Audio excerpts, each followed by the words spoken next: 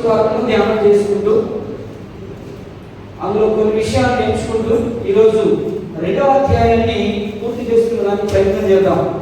2వ అధ్యాయం అంతా ఈరోజు అయిపోతుంది. ఎందుకంటే మీకు ప్రతి పార్ట్ కూడా వివరంగా విపులంగా బోర్డు మీద పెడుతూ మీకు అలా చూపించి మీకు నేర్పిస్తా ఉన్నాను. కాబట్టి మీరు జాగ్రత్తగా వాక్యాన్ని అబ్జర్వేషన్ చేస్తూ పాస్టర్ చెప్పింది కరెక్టేనా కాదా అని సరి చూసుకుంటూ వెళ్ళాలి. ఇప్పుడు మనం చదువుతున్నాం మత్తయి రాసినటువంటి శుభవార్త 2వ అధ్యాయము 13 నుండి 16 వచనాలు మాత్రమే చదవండి. ఆ తరువాత అంతా దాని యొక్క కొనసాగింపే. 16 వచనాల దాకా చాలా విషయాలు ఉన్నాయి. 16 నుండి కొరవ వచనాలన్నీ కూడా ఆ పై భాగంలో చదవబడినటువంటి విషయాన్ని చూపించడానికి కొనసాగించాడు భక్తుడు. కాబట్టి ఆ విషయాన్ని మనం అర్థం చేసుకోవాలి. మీరు యూట్యూబ్ లో చూసుకొని 16 వచనాలు చెప్పాడు, కొరవ వచనాలు పోయినాయి, దుసుగారిపోయినాయి, పిలిపోయింది అనుకోవాకండి.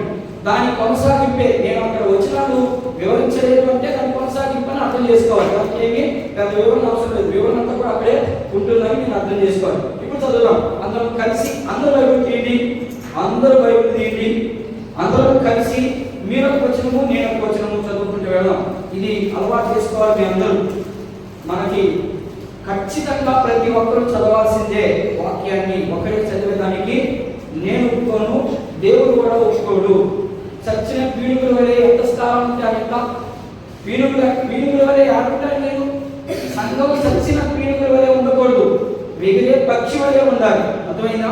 పక్షి రాజు రెక్కలు వచ్చి ఎగిరినట్లుగా మనము విశ్వాస జీవితంలో రోజు రోజుకి అభివృద్ధి చెందాలి. కానీ కనీసం దిగజారిపోయే అనుభవాలకు మనము రాకూడదు. బైబిల్ చెప్పేది అదే. దాన్ని బట్టి మనం జాగ్రత్తగా అబ్జర్వేషన్ చేస్తూ ముందుకు వెళ్దాం. నేను 13వ వచనాన్ని నేను చదువుతున్నాను చూడండి. మీకు నేను చదవబడిన భాగంలోనే పాయింట్లు ఉన్నాయి. పక్క పాయింట్లు తీసుకొని అర్థమైందా? మీరేం సేవకులు కాదు. నేను పక్కకెళ్ళి చెప్పడానికి సేవకులకి పాయింట్లు చెప్పడు, సబ్జెక్ట్ మాత్రమే చెప్తాడు. అది నువ్వు అర్థం చేసుకొని విశ్వాసం బోధించాలి. దాన్ని తీసుకొని నువ్వేమి చెప్పే మాకు అనకూడదు. ఆ సేవకుడు అవడు. అర్థమైనా? సేవకులకి వేరేగా ఉంటుంది సబ్జెక్టు, విశ్వాసం వేరేగా ఉంటుంది సబ్జెక్టు. అర్థమైనా? మీరు విశ్వాసం మీకు పిండి చెప్పాలి. సేవకులకు పిండి చెప్పకుండా అవసరం లేదు. వాడికి ఒక పాయింట్ తీస్తే వాడు ఆటోమేటిక్గా అర్థమైపోవాలి. వాడు సేవకుడు, లేకపోతే వాడు బాధితుడు. సేవకుడు కాదు. ఒక బాధితుడు అంటే పొట్ట కోసం వచ్చాడనే వాడు అర్థం. నేను చదువుతున్నాను చూడండి. వారు వెళ్ళిన తరువాత ఇదిగో ప్రభుదూత స్వప్నమందు యేసేపునకు ప్రత్యక్షమై, హేరోదు ఆ శిశువును సంహరింపవలనని ఆయనను వెతకబోచున్నాడు కనుక నీవు లేచి ఆ శిశువును ఆయన తల్లిని వెంటబెట్టుకొని ఐగుప్తునకు పారిపోయి నేను నీతో తిరిగిపోయే వరకు అక్కడే ఉండమని అతనితో చెప్పాను.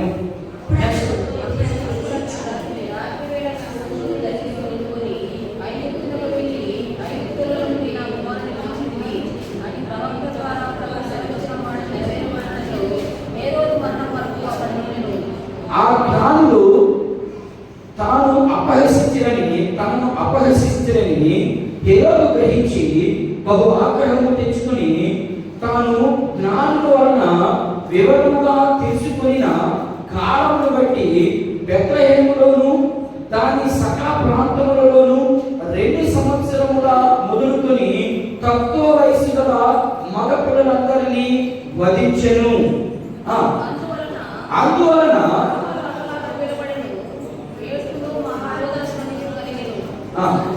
రాహేలు తన పిల్లల విషయమై ఏడ్చుచు వారు లేనందున ఓదార్పు నొందక ఉండెను అని ప్రవక్త అయిన యిర్మీయా ద్వారా చెప్పబడిన వాక్యము నెరవేరును. ఇక మీరు నుంచి చదువుకుంటారు. దీంట్లో 3 విషయాలు ప్రాముఖ్యంగా కనబడతా ఉన్నాయి. మొదటి విషయము దూత ద్వారా యేసేపుకి హెచ్చరిక వచ్చిందా? దూత వెళ్ళింది, ఎవరు చెప్పింది? యేసేపు చెప్పింది. ఏమని? యేసేపు నువ్వు లేచి ఇదిగో హేరోదు రాజు నీ కుమారుడైనటువంటి యేసు ప్రభు తల్లి గర్భంలోనే ఉన్నప్పటికీ ఆయన బయటికి రాలేదు. ఎవరు?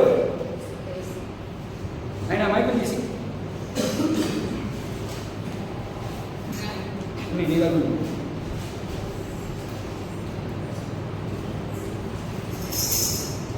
మైకులు గజ్జలు అన్ని తీసి పక్కన ఇక్కడ డిస్టర్బ్ చేస్తూ ఉంటారు. సరే, ఎవరు చెప్పారు? యోసేపుకి ఎవరు చెప్పారు? దూతము చెప్పింది. ఏమని చెప్పింది? యోసేపు ఇదిగో హెరోదు రాజు చంపబోతా ఉన్నాడు. ఎప్పుడు? పుట్టినప్పుడా? పుట్టక ముందుగా? పుట్టక మునిపే ప్లాన్ ఇది.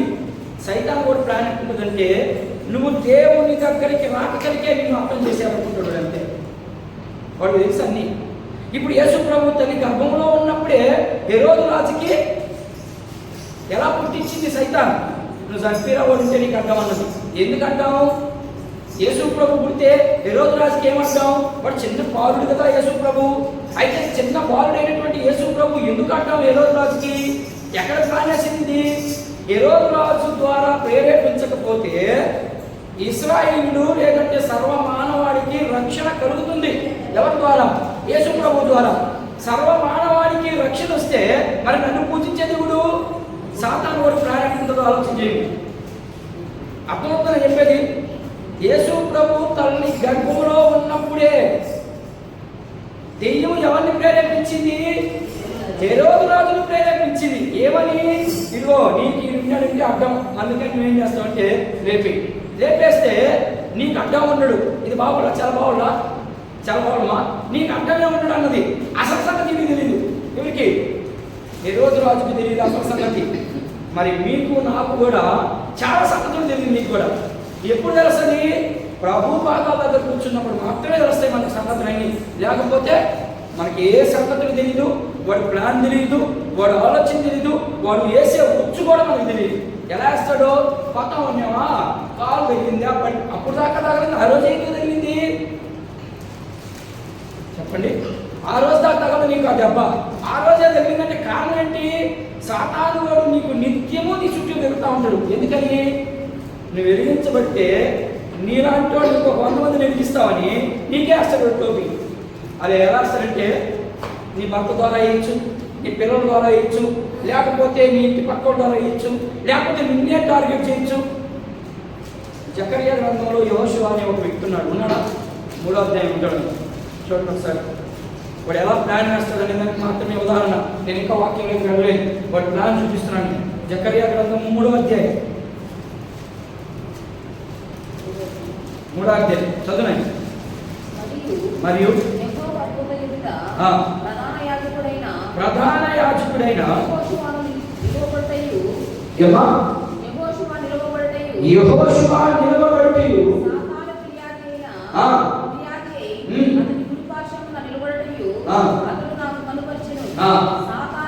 సాతానా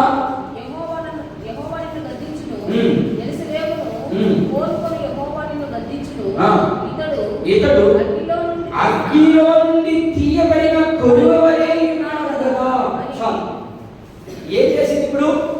సైతాన్ ఎక్కడికి పోయింది? దేవుని ప్లేస్కి వెళ్ళింది. దేవుడు ఉన్న ప్లేస్కి వెళ్ళింది. వెళ్ళి ఏం చెప్తున్నట్టు యెహోషువ మీద, అయ్యా నువ్వు అనుకున్నటువంటి నీ ప్రవక్త అయినటువంటి యెహోషువ, ఆయన బట్టలు ఎలా ఉన్నాయో బట్టలతో తిరిగే పని నేరుగా పోయింది ఫిర్యాదు ఎత్తుకొని. ఏమని?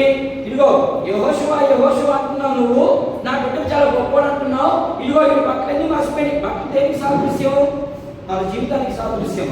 ఈ బట్టలన్నీ మాసిపోయి ఉన్నాయి. మరి మాసిపోయి ఉన్నప్పుడు ఈయన ఎలాంటి ప్రవక్తగా ఎన్నుకున్నావు అని అన్నప్పుడు దేవుడు ఎవరిని సాధిస్తున్నాడు? అతడు అగ్నిలో నుండి తీయబడిన కొరివి వలె ఉన్నాడు. అంటే దాని అర్థం ఏంటి? నా బిడ్డలో నా మాటలు ఇమిడిపోయినాయి. సందర్భాన్ని బట్టి అగ్నిని మనం అర్థం చేసుకోవాలి. ఇక్కడ సందర్భం ఏంటి? ఏ వ్యక్తి చూపిస్తుంది? నీ వాడు తప్పు అన్నట్టుగా కనబడుతున్న సందర్భం. ఈ సందర్భానికి అగ్ని అనే పదం కనబడింది. అంటే దేనికి సాదృశ్యం వేసుకోవాలా? అగ్ని దేనికి సాదృశ్యం? సహజంగా అమ్మా వాక్యానికి సాదృశ్యం. ఇంకా అంతేనా?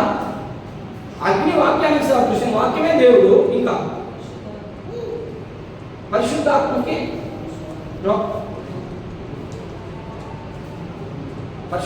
సాదృశ్యం. పరిశుద్ధాత్ముడు ఏం చేస్తాడు? ఒప్పిస్తాడు. అంతే. ఆయన పని అగ్ని కాదు. ఆయన అగ్ని అయితే కాల్చేస్తుంది. అగ్ని దేనికి సాదృశ్యం అంటే ముఖ్యంగా మూడికి సాదృశ్యం. ఒకటి వాక్యానికి సాదృశ్యం, రెండు తీర్పుకి సాదృశ్యము, మూడు నిజాయితీకి సాదృశ్యం. అర్థమైందా? ఇక్కడ ఉన్నది ఏంటి? ఇక్కడ ఉన్న పాయింట్ ఏంటి? ఇప్పుడు నేను చెప్పిన మూడిట్లో దేనికి సంబంధించిన పాయింట్ ఇది? నిజాయితీని చూపిస్తుంది. అయ్యా నీ కొడుకంతా ఒళ్ళంతా మార్చిపోయిందయ్యా, నువ్వు ఆయన ఎన్నుకున్నావు అన్నది ఫిర్యాదు ఎక్కువైంది. అలాగనే నువ్వు దేవుల్లో ఎదగాలి అని అనుకుంటే నీ మీద లేకపోతే ఫిర్యాదు లేకపోతాయి. ఎక్కడికి? దేవుని దగ్గరికి పోవు. దేవుడు ఛాన్స్ ఇల్లు నీ ఇంటికి మాత్రమే ఉండు. నీ ఇంటికి పోయి నీ ఇంట్లో అందరూ గెలిపెట్టేస్తుంది. మనం జాగ్రత్త కలిగి మన ప్రార్థన ఎప్పుడైనా పెట్టుకోండి. ప్రార్థన ప్రార్థన ప్రార్థన ప్రార్థన లేకుండా పరిపూర్ణిక రాలేదు. అందా వాడుకున్నాం. వ్యక్తిని ఎవరు? పాస్టర్, అంతే కదా. వ్యక్తిని పాస్టర్. నీరు కోసం ఎవరు? సంఘ పెద్దలు. అంటే సంఘాన్ని కాపాడేది ఎవరు? సంఘ పెద్దలే కాపాడాలి. విశ్వాసాన్ని కాపాడు. సంఘంలో ఒక పనికి నియమిస్తే వాళ్ళు నియమించిన ప్రకారం వెళ్ళాలి. దాకూడదు, దాన్ని స్టేజ్ రాకూడదు. వ్యక్తింది పాస్టర్. నీరు పోసింది ఎవరు? సంఘటనలు అభివృద్ధి చేసే దేవుడు. అంతే. దేవుడే చేయాలి కానీ పాస్టర్ చేయడు, సంఘటన చేయడు. మరి ఈరోజు పాస్టరే మాకు గొప్ప, మంచిదే, నేను ఆయన తక్కువే నేను ఎక్కలేదు. కానీ వీడికంటే ముందు దేవుడిని వెంబడించినప్పుడు దేవుడు నువ్వు ఏ మార్గంలో వెళ్ళాలనో, ఎవరి దగ్గరికి వెళ్ళాలనో దేవుడు నీకు మార్గం చూపిస్తాడు. అదే ఇక్కడ నా బిడ్డ అగ్నిలో నుంచి తీయబడినటువంటి కొలువుగానే ఉన్నాడు అంటే నిజాయితీగా సేవ చేస్తున్నాడని దాని అర్థం. అంతే కదా. ఫిర్యాదు ఎత్తిక్కుని మళ్ళీ ఒకసారి బాగా అర్థం అవ్వాలి. మరియు యెహోవా దూత ఎదుట ప్రధాన యాజకుడైన యెహోషువ నిలవబడి ఉండుటయు ఉపయోగపడుతున్నాడు ఆయన. ఇప్పుడు సాతాను ఏం చేసింది? ఫిర్యాదు అయి ఎవరి కుడి ప్రార్థన ఎందుకు ఎడం పక్కకి ఎందుకు బాలేదు? సైతాన్ వాడు పోయి కుడి పక్కన నిలబడుకున్నాడు. కాబట్టి ఎడం పక్కకి నిలబడుకోబడి అసలు కుడి పక్కన ఎవరున్నారా? మంచోడు ఉన్నారా? యేసు ప్రభు సిలువేసినప్పుడు కుడి పక్కన దొంగ మాట్లాడా, ఎడం పక్కన దొంగ మాట్లాడదా? ఎందుకు ఎడం పక్కన గురించి ప్రస్తావించలేదు అక్కడ? చాలా వింటుంటాయి అన్ని దీనికి. ఇప్పుడు యేసు ప్రభు సిలువేసినప్పుడు కుడి పక్క ఒక ఆయన ఉన్నాడు, ఎడం పక్క ఒక ఆయన ఉన్నాడు. మరి కుడి పక్క ఆయన మాట్లాడాడు, ఎడం పక్క ఆయన మాట్లాడే కారణం ఏంటి? Point number 2. ఇక్కడ కూడా ఫిర్యాదు ఎత్తుకోబోయి కుడి పక్కనే చేరింది ఎవరు? సైతాన్. నేనేదో ఈ కుడి పక్కన చేరి ఇదిగయ్యా నాకు ఫిర్యాదు ఇది, ఏం చేస్తావు? యెహోషువ ఏం చేస్తావు అని అడిగింది. ఎందుకు కుడి పక్కనే నిలబడుతుంది? తరువాత లూకా సువార్తలో జకర్యా ప్రార్థిస్తూ ఉండగా దేవదూత ఎక్కడికి కనబడింది? కుడి పక్కనే కనబడింది. ఆయనకి ఎడం పక్క కనబడలేదు, కుడి పక్కనే కనబడింది. ఎప్పుడు చూసినా దేవదూత కుడి పక్కనే కనబడుతుంది. కారణం ఏంటి? కుడి పక్కకి ఎడం పక్కకి వ్యత్యాసం ఏంటి? కుడి అంటే అర్థం ఏంటి? స్నేహితుడిని ఏమంటాం? నాకు మంచి స్నేహితుడు అనుకో, ఏమంటాం? నాకు కుడి కోసం ఆడిపడాడు. ఎందుకు వచ్చింది కుడి కోసం? ఎడం చేయగలిగేది ఎడం కోసం ఆడిపడాలి వచ్చా? కుడి భుజానికి దేవుడికి అసంత సంబంధాలు ఉన్నాయి. కుడి భుజాన్ని మాత్రమే ఆయనతో మాట్లాడడానికి అవకాశాలు ఉంటాయి. అందుకని సాదృశ్యంగా కుడి భుజం అని పేరు పెట్టాడు, కుడి పక్క అని పెట్టాడు. లేకపోతే ఎడం పక్కన పెట్టకూడదా? కుడి పక్క అనే సాదృశ్యం ఏంటంటే స్నేహానికి సాదృశ్యం. అంతేగాని కుడి పక్కనని ఈ కుడి చేయే నాకు మంచిది. గుర్తుపెట్టుకోనండి, ఎడం చేతితో చేసే పని కుడి చేయి చేయలేదు. ఏ కదా? కుడి చేతితో బరువు పట్టుకొని చూద్దాం, అదే ఎడం చేతి ఎంత బరువైన పట్టుకోగలం. కుడికి ఎడంకి ఇంత వ్యత్యాసం. సరే, నేను సబ్జెక్ట్ ఉన్నాను. ఇక్కడ ఏం రాయబడింది? దూత హెచ్చరిక చేసింది. ఏమని హెచ్చరిక చేసింది? ఇక్కడ రాశాను నేను 13వ వచనంలో రాశాను.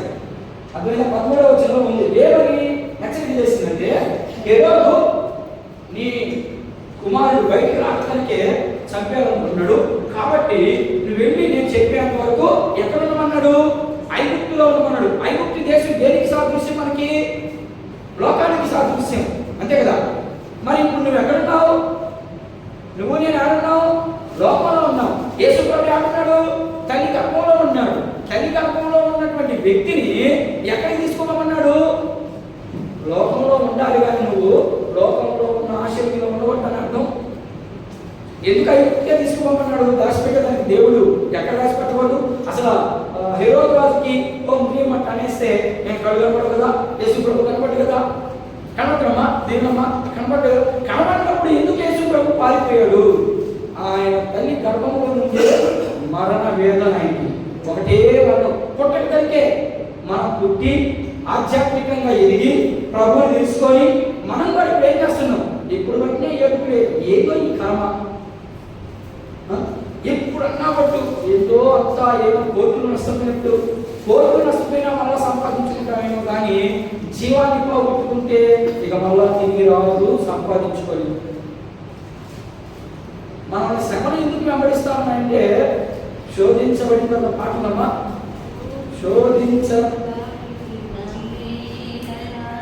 నీవు శోధన అందుకే వచ్చేది. శోధన ఎందుకు వస్తుందంటే నిన్ను మలవాలైన కుమ్మరోడు మట్టిని ఇసుక మట్టి అనుకుంటుంది, ఈ దరిద్రుడు ఆడున్నాడు నా కోసం పుట్టాడు, వ్యవస్థ ఆడదా ఏమన్నా సరే వ్యవస్థ ఆడదా? అంటే నువ్వు యేసు ప్రభువులో ఫలించాలంటే ముందు ఏం చేయాలి? ఆయన వెండాలి, బాగా పిసకాలి నిన్ను. యేసు ప్రభు రొట్టెకి సాదృశ్యంగా తీసుకుంటున్నావా? తీసుకున్నప్పుడు గోధుమ పిండిని ఎందుకు పిసుకుతున్నావు? పిసకుండా ఊరికి అక్కడనేసి వేసించు కదా రొట్టి, ఎందుకు అలా పిసుకుతున్నావు? ఏంటి కారణం? దాంట్లో ఉన్నటువంటి మాధుర్యం బయటికి రావాలంటే పిసకాల్సిందే.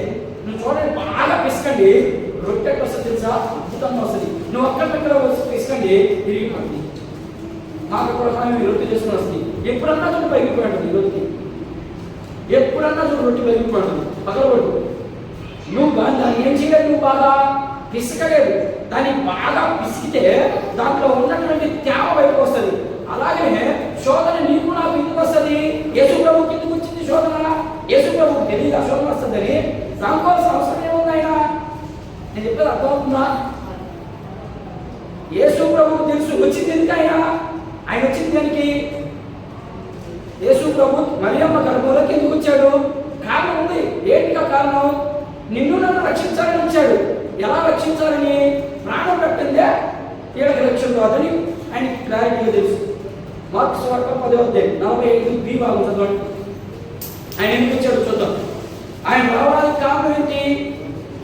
చదువు తొందరగా. మార్కు సువార్త 10:45 భాగం 45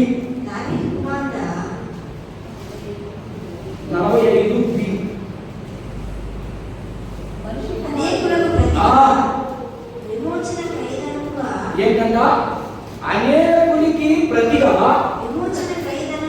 విమోచన క్రయం అంటే క్రయము చెల్లించుట. క్రయం అంటే అనేకునికి క్రయధనముగా తెలుసు కదా యేసు ప్రభుకి. ఆయన వచ్చిందే దానికోసం. అయితే ఈ హెరోదేవుని చంపడం నాయన చదవడం మీరు పుస్తకాల్లో నీకు ఏం కనబడుతుంది? చదివేది అప్పుడే అక్కడ చూడాలి. ఆయన ఏం చెప్తున్నాడంటే అసలు యేసు ప్రభు వచ్చిందే చచ్చిపోవడానికి. ఆయనకు తెలుసది. మీరు యోహాను సువార్త రండి, ఇంకొక మాట చదివి మనం యోహాను సువార్త 7:29 వచ్చింది. ఆయన రావడానికి కారణం ఏంటి? ఆశామాషగా వచ్చాడు ఆయన. ఆయన ఆశామాషగా రాలేదే. మరి నువ్వు నేను ఆశామాషగా సన్నిధికి వస్తున్నావా? మరి నువ్వు నేను దేవుని బిడ్డలుగా దేవుని ప్రత్యక్షత పొందుకున్న వ్యక్తులుగా ఎందుకు వచ్చాము? మనం చదువు యోహాను సువార్త. ఏం చెప్తున్నాడు? యేసు ప్రభు మాట్లాడుతున్న మాటలన్నీ నేను ఆయన ఎవరైనా తండ్రి అయిన దేవుడే నన్ను పంపించాడు. ఎందుకు? ఇదిగో నా జనులు ఎలా ఉన్నారు? ఏ భేదము లేదు, అందరూ పాపం చేసేస్తున్నారు. కాబట్టి నువ్వు ఇప్పుడు వెళ్ళి వాళ్ళందరి నిమిత్తము విమోచన క్రయధనముగా, అంటే దాని అర్థం ఏంటంటే నీవు వెళ్ళి ఏం చేయాలి? ఇప్పుడు చచ్చిపోవాలా? నువ్వు పోయేది దానికోసం. మరియమ్మ గర్భంలో పడకలికే యేసు ప్రభు ఎరుగుంది. ఎరిగినటువంటి వ్యక్తి అప్పుడే చచ్చిపోవచ్చు కదా, పుడకంలో చచ్చిపోవచ్చు కదా. హెరోదు ప్లాన్ ఏంటి? ఇప్పుడు నెక్స్ట్ పాయింట్ రాశారు కదా. హెరోదు ఎందుకు చంపాలనుకున్నాడు? Point number 1. దీంట్లో హెచ్చరిక ఇచ్చింది, వెళ్ళిపోయాడు. ఎవరు హెచ్చరిక ఇచ్చింది? చంపుతాడు కాబట్టి నువ్వు ఐగుప్తుకి వెళ్ళి అన్నాడు. ఐగుప్తుకి వెళ్ళిపోయాడు. ఐగుప్తుకి వెళ్ళిన తర్వాత తర్వాత హెరోదు ఎందుకు సంపాదన వెళ్ళిపోయాడు కదా పారిపోయి. హెరోదు ఎందుకు సంపాదనుకున్నాడు? కారణం ఏంటి? ఇప్పుడు శత్రువు యేసు ప్రభుకి సాతానుడా హెరోదా? ఆలోచన వస్తుందా? కాకుండా ఎవరు ఇప్పుడు యేసు ప్రభుకి శత్రువు ఎవరు? సాతానుడా లేకపోతే హెరోదా? ఈ మాటను బట్టి సాతానుడే కదా. ఎందుకు? ఇప్పుడు హెరోదుకి ఒక ఆలోచన ఉంది. చూడండి వాడు ఎలా ఉంటారో వాడు కీర్తి కొంచెము డెప్త్గా ఉన్న సబ్జెక్టు, జాగ్రత్తగా ఉంది. వీడికి ఆల్రెడీ ఒక ఆలోచన ఉంది. ఏమని? ఇది ఎవరు? హెరోదు రాజు కదా. నేను చెప్పాను జాగ్రత్తగా ఉన్నాడు మీరు. అర్థమైందా? హెరోదు రాజు. హెరోదు రాజు అయితే ఇప్పుడు అక్కడ ఉన్నటువంటి ప్రజలంతా ఎవరి కోసం ఎదురు చూస్తా ఉన్నారు? మెస్సియా. అర్థమైందా? మెస్సీ కోసం ఎదురు చూస్తున్నాడు. మెస్సియా అంటే అర్థం వెరీ గుడ్, రక్షకుడు. అర్థమైందా? రక్షకుడిని తెలుగులో ఏం మాట్లాడతారు? రక్షకుడు అనే పదము తెలుగులో ఏమర్థం వస్తుంది? మెస్సయ్య అనేది ఎన్ని పదం? యేసు. యేసు అనే పదంకి ఏమర్థం వచ్చింది?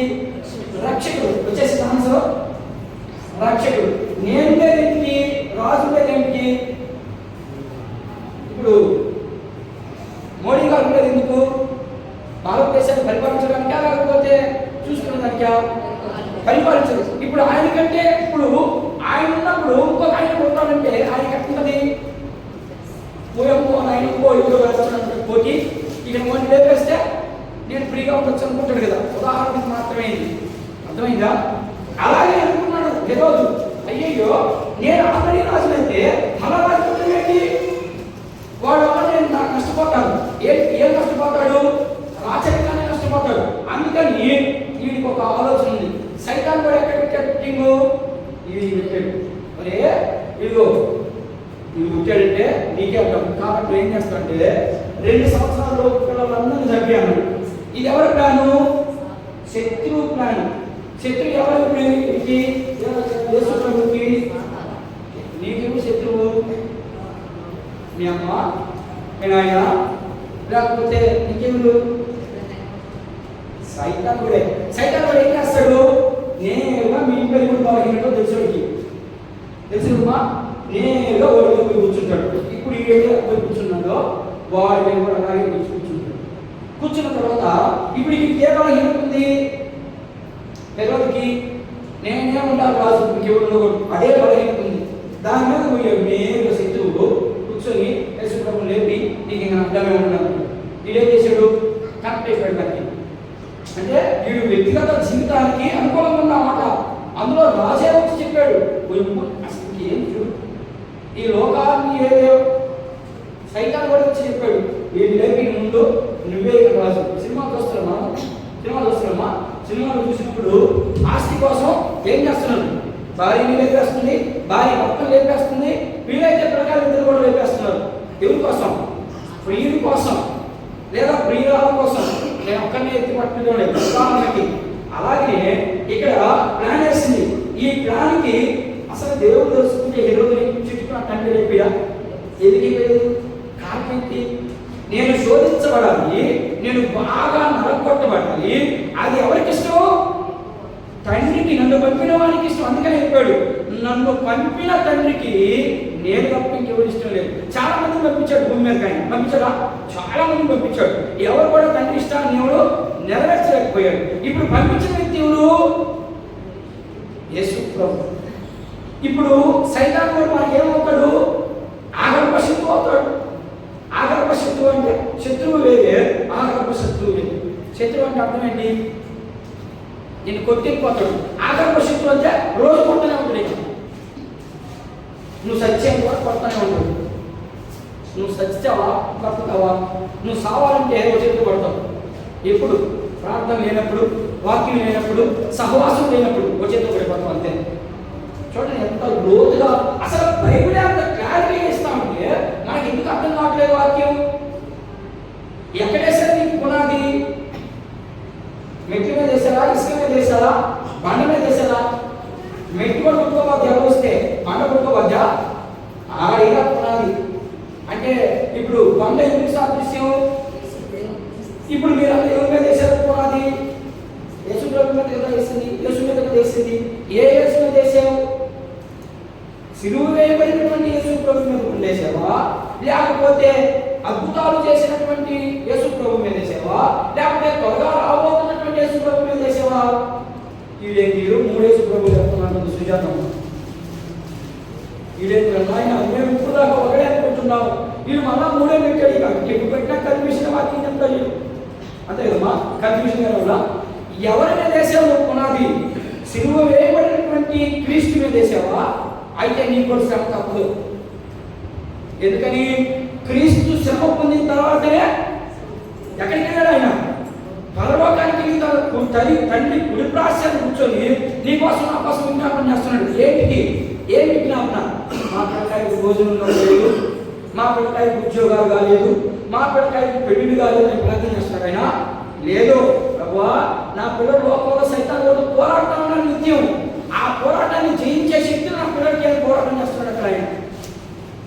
మరి మనం ప్రభువా నా బిడ్డకు ఉద్యోగం లేదే, మన ప్రార్థన ఉంటుంది. ఆయన ప్రార్థన వేరే, ఆయన చిత్తం వేరే, మన చిత్తం వేరే. అందుకని ఆయన చిత్తాన్ని ఎంపిక రాత్రి కాన్ఫరెన్స్ లో చెప్పాను నేను వాక్యాన్ని. ఏం చెప్పాను? మన రాష్ట్రం యోహాను రాసినటువంటి 2వ పత్రికలో క్లారిటీగా చెప్తున్నాడు యోహాను. ఏమని? క్రీస్తు బోధ కాకుండా ఇప్పుడు తెచ్చేదంతా ఏ బోధ తెస్తున్నారు? రాత్రి నిద్ర ఉన్నారు కంప్లీట్ గా ఉన్నారు కదమ్మా. ఏ బోధ తెస్తున్నారు? ఇప్పుడు సిలువ వేయబడినటువంటి క్రీస్తు బోధ తెస్తున్నారా? లేదు, అద్భుతాలు చేసి వివేకుడు ఆయన బోధ తెస్తున్నారు. ఇప్పుడు ఆయనతో నీకేం పని? ఆయన ఎందుకు చేశాడు అద్భుతం? నేను దేవుని కుమారుణ్ణి, నేను దేవుని దగ్గర నుంచి వచ్చాను మీరు రుజువు చేశాడు అద్భుతాలు. ఆయనతో నీకేం పని? చేశాడు, విప్పాడు. ఆయన రాజ్యాన్ని ప్రకటించడానికి 12 మంది అపోస్తులను పంపించాడు. ప్రకటించాలా? అపోస్తులు ఎక్కడైనా సుఖపడ్డారా? మరి నీకెక్కడి నుంచి వస్తే సుఖం? నీకెక్కడి నుంచి వస్తే సమాధానం? రాదు కదా. వాళ్ళు శోధించబడ్డారు, వాళ్ళ పేరు పెట్టుకొని మనం బతుకుతా ఉన్నాం. మరి నీకెక్కడి నుంచి వస్తే సుఖం? ఒకవేళ దేవుడు నిన్ను ఆశీర్వదిస్తే దాన్ని దేనికి ఖర్చు పెట్టాలా? దేవుడు నీకు ఆశీర్వాదం అంటే డబ్బు ఆస్తులు కాదు, అక్కడ గడవకండి. నువ్వు సజీవ లెక్కలో ఉండడే ఆశీర్వాదం. మరి నువ్వు ఎవరికి ఇయ్యాలా? నీ జీవితాన్ని ఎవరికి సమర్పించాలా? మీ ఆయనకా, లేకపోతే మీ ఆయనకా, లేకపోతే మీ అమ్మకా, లేకపోతే హాస్పిటల్కా? ఎవరికి సమర్పించాలా? దేవునికి సమర్పించాలి. ముందు దేవునికి ఇవ్వాల్సినటువంటి క్వాంటిటీ ఇవ్వాలి. ఆ తర్వాతనే నీ పరువు. నీకు అందులో ఎంత టైం ఇచ్చాడు దేవుడు? ఎన్ని గంటల రోజులో? 24 గంటలు. 24 గంటల్లో ఎన్ని గంటలు ఇవ్వమన్నాడు నాకైనా? 2.5 గంటల. ఇంచుమించుగా 2.5 గంటల. తర్వాత ఇంకెన్ని గంటలు ఉన్నాయి? 24 గంటల్లో 2.5 గంటల పోతే ఎన్ని ఉన్నాయమ్మా? 21.5 గంటలు ఉంది. 21.5 గంటలో ఎన్ని గంటలు నిద్రపోవాలా? దేవుడు అంత తేలిగ్గా పంపించాడు మీకు. ఎన్ని గంటలు నిద్రపోవాలి? ఒక మనిషి ఆరోగ్యవంతంగా ఉండాలంటే ఎన్ని గంటలు నిద్రపోవాలి? 8 గంటలు నిద్రపోతే చాలు. అర్థమైందా? ఇప్పుడు 8 గంటలు తీసేస్తే ఇంకెన్ని గంటలు ఉన్నాయి? ఇప్పుడు మొత్తం 12 గంటలు తీసేసి 10.5 గంటలు తీసేసాము. ఇంకెన్ని గంటలు ఉన్నాయి? 10.5 గంటలు ఉంది. అంతే కదా? ఇప్పుడు అంతే కదా, 12.5 గంటలు పోయింది. దశమ భాగం 2, 8 గంటల నిద్ర, మొత్తం నేర్పు ఎంత? 10.5. 10.5 ఎంత ఉంది? 11.5 ఉంది కదా. 24 గంటల్లో 11.5 గంటలు ఉంది. ఈ 11.5 గంటలో 12 గంటలు చేయాలా? నువ్వు నీ కడుపు బ్రతకాలి కదా, నువ్వు బ్రతకాలి కదా, నీ కుటుంబం పోషించబడాలి కదా. దానికి ఎన్ని గంటలు పని చేయాలి నువ్వు? రూల్ ఎంత? గవర్నమెంట్ రూల్ ఉంది కదమ్మా. ఎన్ని గంటలు పని చేయాలా? 8 గంటలు లేదా 6 గంటలే పని. ఈ 6 గంటల తర్వాత ఇంకా పోతే ఇంకెన్ని ఉన్నాయి? ఎన్ని గంటలు ఉన్నాయి? 4.5 గంటలు ఉంది. ఈ 4.5 గంటల్లో సొలుకలు తిప్పుకునేది ఎంత? అంటే సైతం కూడా మన మీదకి వచ్చేసేది. వాడికి తెలుసు నువ్వు అక్కడ పడిపోతావు, వాడికి తెలుసు. సొలుకలు ఎంతసేపు చూడాలా? మైండ్ ప్రెషర్కి ఎంతసేపు చూసుకోవాలి మనం? టీవీ చూద్దాం పాపమా, సినిమా చూద్దాం పాపమా? ఎవరు చెప్పాడు పాపమని? బైబిల్ ఎవరు చెప్పిందా? చెప్పలేదా? చెప్పలేదు. అది పాపం కాదు. పాపం వల్ల మనలో పాపం ఉందా? లేదు కదా. యేసుక్రీస్తు రక్తంతో కడగబడ్డాం కదా, పాపం పోయింది కదా. మరి పాపం పోయినప్పుడు దాన్ని చూస్తే పాపం అంటున్నారు ఏంటి? నేను చెప్పే పోతే అర్థమవుతుందా? అర్థం అవుతుందా?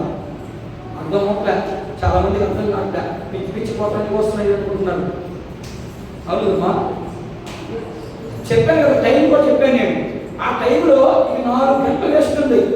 ఈ 4 గంటల్లో పిల్లకాయతోనూ లేకపోతే నీ కుటుంబంతోనూ ఓ 10 నిమిషాలు పోలేదు, ఒక అరగంట కూర్చుంటావు. ఇంకెన్ని గంటలు ఉన్నాయి?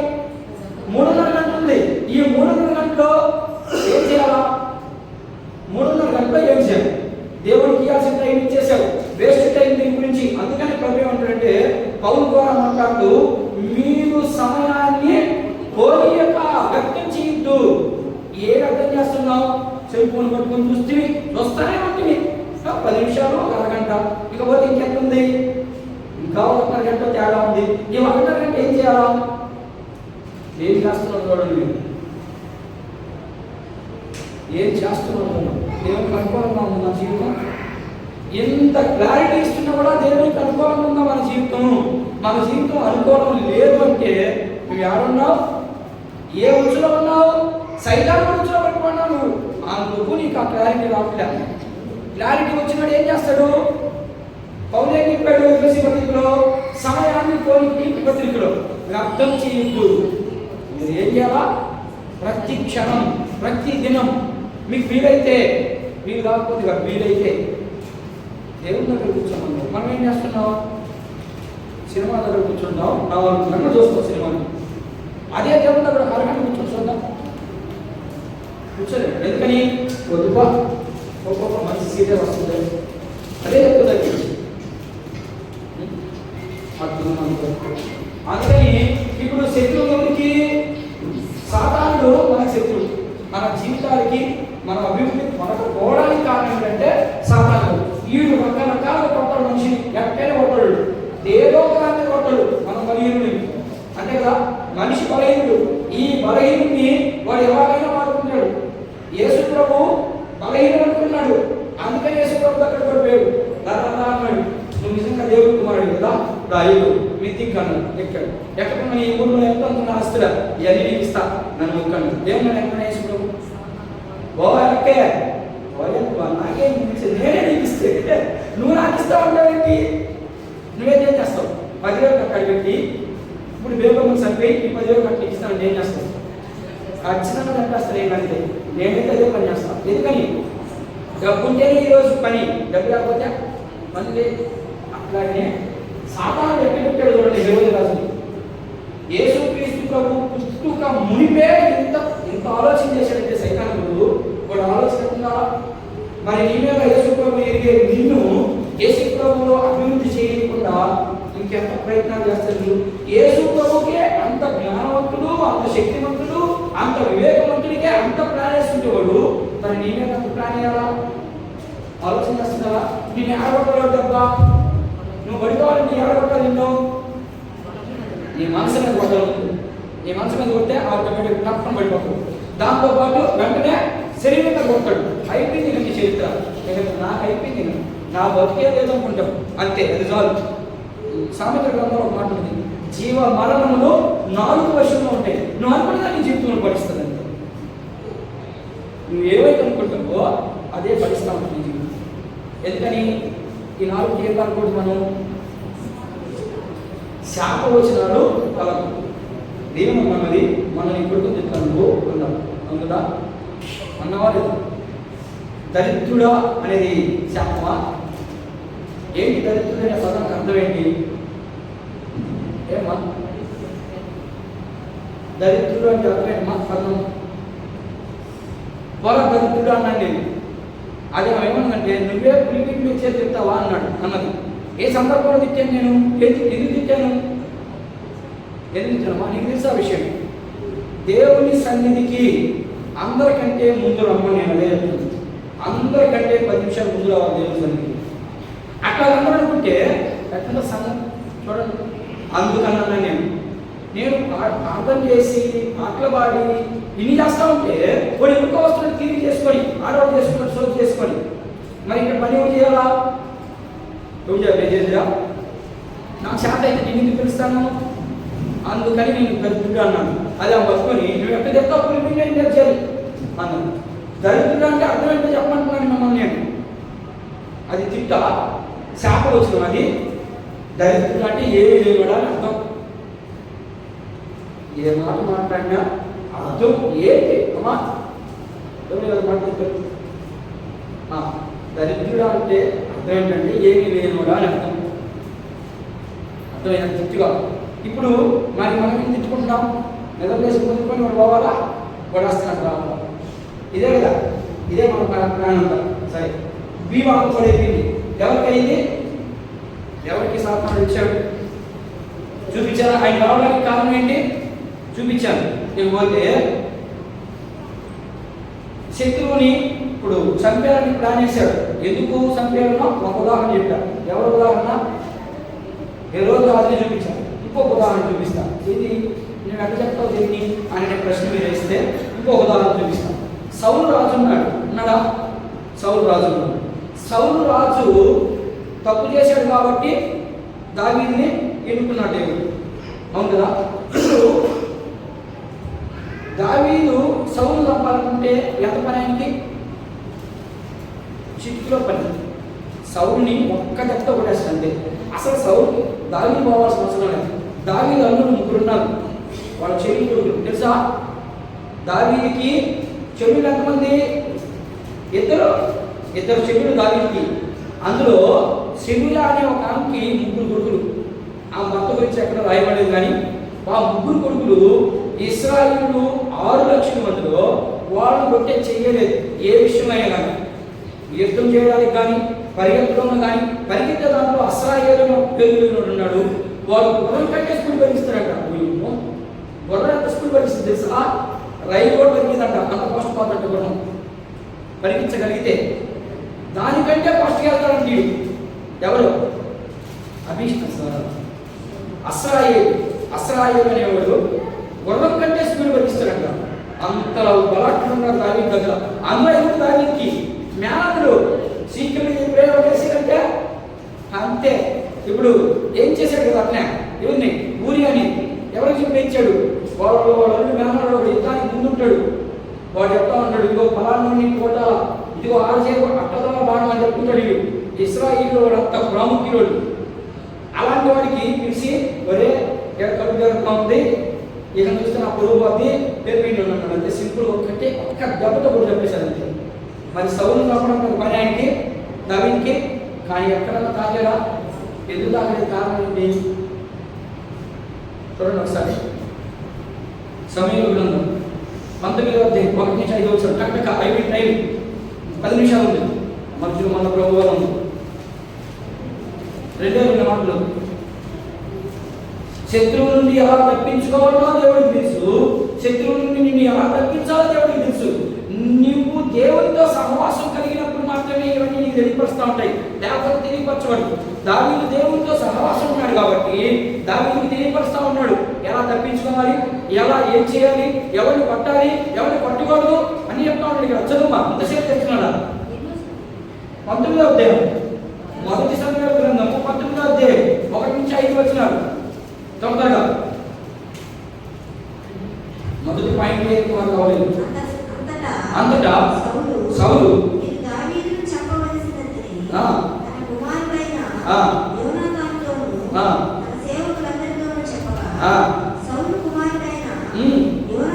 యోనాతాను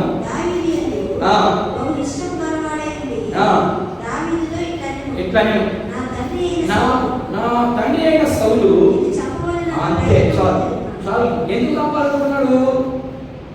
దావీదుని ఎందుకు చంపాలనుకున్నాడంటే దావీదు దేవుని విషయాల్లో అభివృద్ధి చెందుతూ ఉన్నాడు. ఇప్పుడు జనాలంతా ఎవరి మీద ఉంటుంది చూపు? దావీదు మీద చూపు. అందుకనే కదా దావీదుకి సౌలు రాజుకి ఏమో పొలం పూర్తి చేయండి కదా.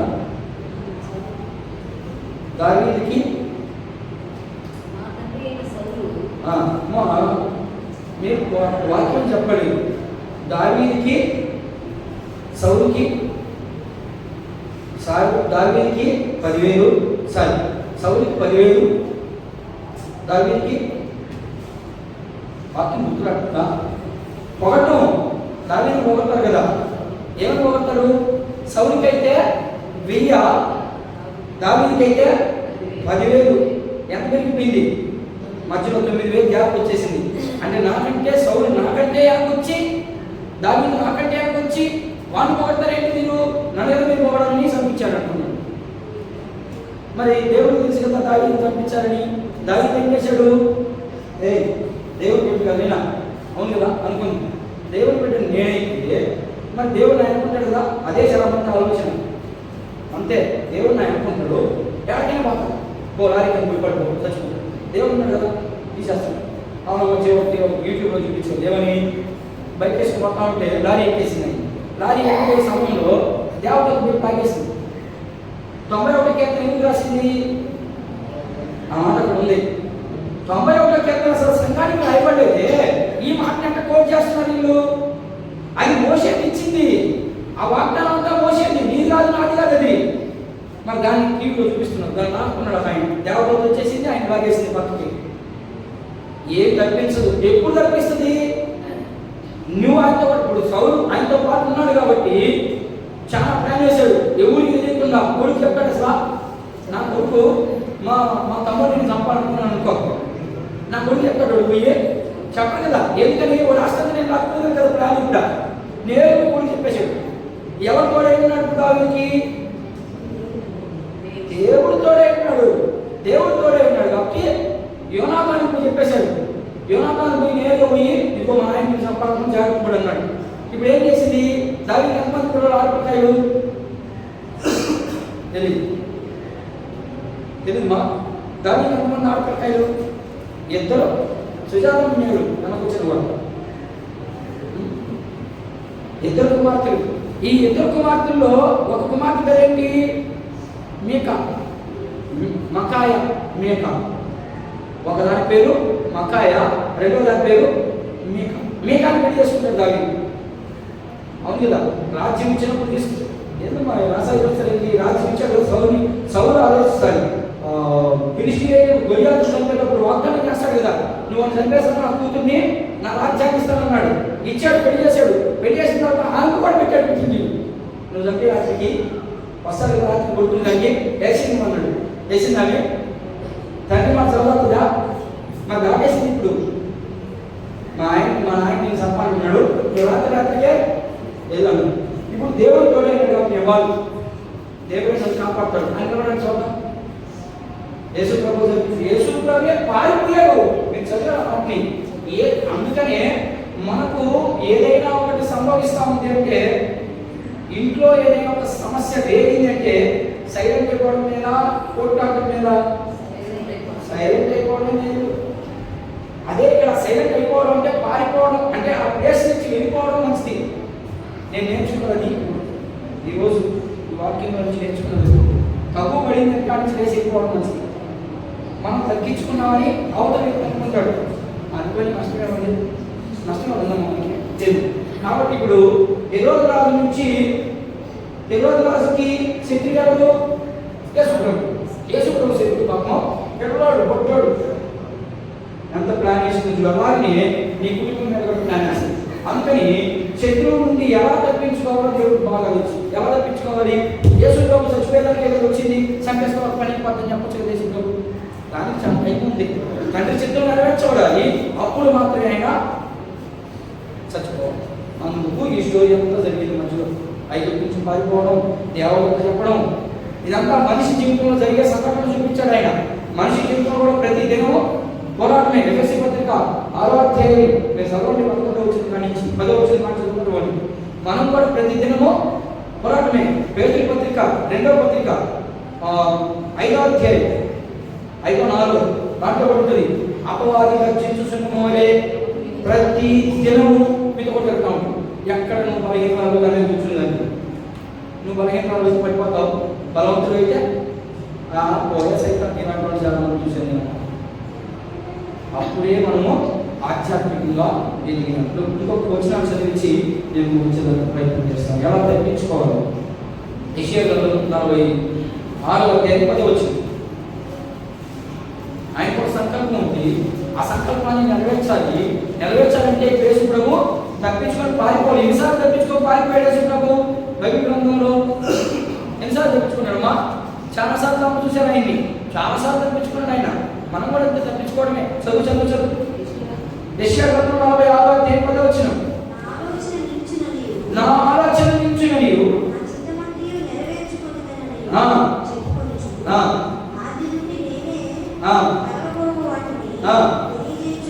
ఏంటంట? ఆది నుండి, ప్రారంభం నుండి, అంటే యేసు క్రీస్తు గర్భములో ఉంటే ఆయనంతా ఎట్లా ప్రయాణించాడు? స్వతంత్రంగా బతికాడా? లేదు. చాలా మంది ఏమంటారంటే ఆయన కష్టపడ్డాడు నిన్ను సుఖపెట్టడానికి. ఓకే కదా? ఆయన కష్టపడింది ఎవరి కోసం? నన్ను సుఖపెట్టడం. మన ఆయన కష్టపడింది ఎవరి కోసం చెప్పండి? మన ఆయన కోసం కష్టపడ్డాడు. నేను కోసం కష్టపడాను, జాన్ కోసం కష్టపడ్డాడు, అంతే కదా? మరి ఇప్పుడు యేసు ప్రభు కోసం కష్టపడ్డాడు, మరి మీరే కష్టపడుతున్నారు. మీరు వేసుకోండి. ఇప్పుడు యేసు ప్రభు కష్టపడ్డాడు, తర్వాత ఎవరు ఇచ్చారు? యేసు ప్రభువులో నుంచి ఎవరు ఇచ్చారు? అపోస్తలులు వచ్చారు కదా. వాళ్ళు కష్టపడ్డారా సుఖపడ్డారా? అమ్మా కష్టపడ్డారు. వాళ్ళ నుంచి మీరు ఇచ్చారు. మీకేది కష్టం? మాకు వద్దండి, మేము వాటిని ఏం చేయండి. యేసు ప్రభు మా కోసం కష్టపడ్డాడు, మాకేం సంబంధం లేదు. ఆయన చచ్చిపోయాడు కాబట్టి మేము సుఖపడ్డాం. ఏం రాదు సుఖం. యేసు ప్రభుతో కూడా ఉంటే సుఖం రాదు. అట్లనే ఆయన ఈడని చెప్పను, అది ఆయన ఇష్టం. ఎవరికి ఏమి ఇవ్వాలనో అది ఇస్తాడు అంతే. నేను ఈయనని చెప్పను, కానీ ఖచ్చితంగా 170 మందికి సుఖం ఉండదు. ఎవరికో ఉంటుంది. ఆయన చిత్తాన్ని ఎన్నో నష్టాలు అనుభవించి, ఎంతో శ్రమను అనుభవించినటువంటి వ్యక్తే సుఖపడతాడు, లేకపోతే సుఖం రాదు. ఆయన భక్తి సింగ్ తెలుసా? భక్తి సింగ్ తెలుసమ్మా? భక్తి సింగ్ ప్రవేశించుకుంటున్నాను. ఆయనకి డబ్బులు కావాలంటే, ఎవరన్నా వాళ్ళు డబ్బులు కావాలంటే బీరో కట్టుకోవాలి, అంతే కదా? లేదంటే నన్ను అప్పడగలను. కానీ ఆయన ఏం అడగండి, దేవుడు పక్కన మా అమ్మకాడు వేసుకుంటాడు. ఆయన సాక్ష్యం చదువుకుంటే స్వాచ్ఛ్యం అసలు నమ్మబుద్ధి అవుతుందా? నమ్మబుద్ధి అవ్వదు. వేస్ట్ లేకపోతే ఆడబోమ్మా వేస్ట్ లేకపోతే ఏం చేయాలి? ఆల్రెడీ కొనుక్కోవాలి. కానీ ఆయన వాడంగా నేను మొక్కలు నూనె పోతాడంట. ఎంత రోజు కొను పెట్టుకున్నాను, మోకాలు రోజు మోకాడు ప్రార్థన చేశాయి. నేను కాదు వాడు, ప్రభావ నాకు వేస్ట్ లేదు, ఏంటి పరిస్థితి? ఆ మాటలు అసలు నమ్ముతారు ఎవరన్నా? ఎవరు నమ్మరు. అంతే రెడీగా పేస్ట్ వచ్చేసాడు. అంటే యేసు ప్రభు నుంచి తెచ్చి పెడతారా? మరో కాలం చెప్తుంది టీవీలో గ్యాస్ సిలిండర్ పోసుకొని పెట్టారంట. అవి ఎక్కడ పోతుంది? అది ఆయన మోకాళ్ళ అనుభవం. ఆ రోజుల్లో అంత భక్తి కొరకు ఎలా అయ్యారంటే దేవుడు వారికి అడిగినన్ని ఇచ్చాడు. అందుకని వాడి పేరు అంత గొప్పగా ఇచ్చాడు. ఎవరి తగ్గించి పంపిస్తాడు? ఎవరినొకటి ప్రేరేపిస్తాడు. ఎవరినొకటి ప్రేరేపించి వచ్చి పడిస్తాడు. అది అక్కడ పోయి ఇప్పుడు ఏం చేసింది? నేను ప్రార్థన చేస్తున్నానే తులం బంగారం కావాలనుకున్నాంట. ఆకాశం నిధిలో నుంచి కింద పడిపోయిందంట. ఏమో కేజీ అడగచ్చు కదా, అని తులమే ఎందుకు అడగల? కేజీ అయితే పడుతుంది కదా. ఎక్కడికి పోదరు.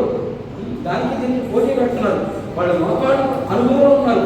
అసలు భక్తి సింగ్ బయట తిరిగినట్టు చరిత్ర లేదంట. ఎప్పుడన్నా అర్థమే. మరి ఇప్పుడు పాస్టర్ ఎప్పుడన్నా బయటే, మరి ఇంకెప్పుడు పోయేది? అందుకని ప్రార్థన పూర్వకంగా మనం ఏ పనైనా చేయాలి. రోమపత్రిక 11వ అధ్యాయం ఈ మాట చదివి ముగిచేస్తాను.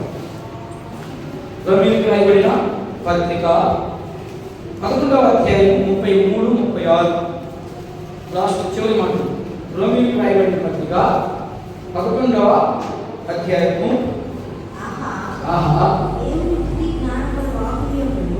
దేవుని బుద్ధి జ్ఞానము బాహుల్యము ఎంతో గంభీరము ఏంటంట? అలా బాగా చదువుమా. దేవుని బుద్ధి జ్ఞానము బాహుల్యము ఎంతో గంభీరము. ఆయన తీర్పులు శోధింపనెంతో అసహ్యములు అసఖ్యములు. ఆయన మార్గం ఎంతో అగమ్యములు అనే రకాల ఫుట్నోట్లు ఏమిటో చూడండి ఒకసారి. ఆయన అడుగుతాడో శ్రమ పడుతున్నామంటే నీకు శ్రమ వచ్చింది, నీకు కష్టం వచ్చింది అంటే దాని అర్థం ఏంటంటే నువ్వు ఆయన మాటలో నడిచిపోతున్నావు అని అర్థం. అందుకనే ఆయన మాట్లాడతాడు. ప్రభు మనసును ఎరిగిన వాడెవడు, ఆయనకి ఆలోచన చెప్పేవాడెవడు, ముందుగా ఆయనకి ఇచ్చి ముందుగా ఇస్తున్నాం మనం. ఏమ్మా 24 గంటల్లో ముందుగా అంటే డబ్బులు అనుకునేవి మీరు పంప తీసి డబ్బులు కాడికి వెళ్ళిపోతుంది మన మనసు. పాస్టర్ కూడా అదే ఉద్దేశం కదా, అందుకని నాకే వద్దు. కానీ ఇక్కడ అడుగుతుంది ఏంటి? ఆహా, ఆయన ఆలోచన ఎంత అసఖ్యం, ఎంత ఏదమ్మా అసఖ్యం అంటే అంత ఇష్టం ఆయన ఆలోచన. మన ఒక ఆలోచన ఉంది ఆయనకి ఒక నిరీక్షణ ఉన్న మన మీద. ఏది మనకేది నిరీక్షణ లేనివాడే ఇతరుల వల్లే మీరు ఉండొద్దని చెప్తాడు పౌలు. మనకేది నిరీక్షణ? ఏ నిరీక్షణలో అవుతున్నాం మనము? నా ఆరోగ్యం బాగలేదు, నాకు ఇది లేదు, ఇదే నీ నిరీక్షణ. నేను చేస్తే పడతాను, ఇదే నిరీక్షణ. దీని మీద కాన్సెప్ట్ పోయి నడవాలి. మనం ఏం నడుస్తాం? మనం నాలుగు పెట్టించుకోము. నాకు డబ్బు లేదు, నాకు చికిత్స వరకు లేదు, నాకు మంగళ వరకు లేదు, నాకు క్షేమం వరకు లేదు. ఇంతే ఆడవాళ్ళ పరిస్థితి. మగవాళ్ళ పరిస్థితి అయితే నాకు ఎప్పుడు 2 పాటలు డబ్బులు అవుతాయా? ఇది వాళ్ళ నిరీక్షణ. చదువునే మాట చదువు.